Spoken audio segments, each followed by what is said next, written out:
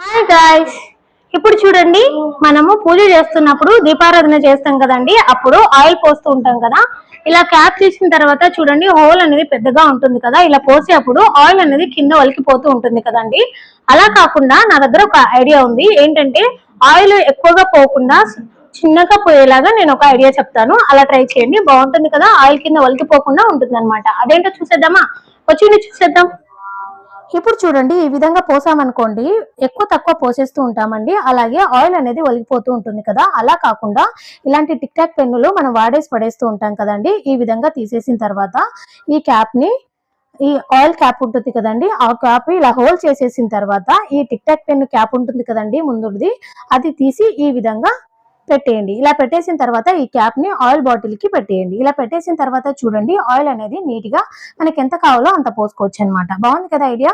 మరి ఈ ఐడియా మీకు నచ్చినట్లయితే లైక్ చేసి సబ్స్క్రైబ్ చేయండి.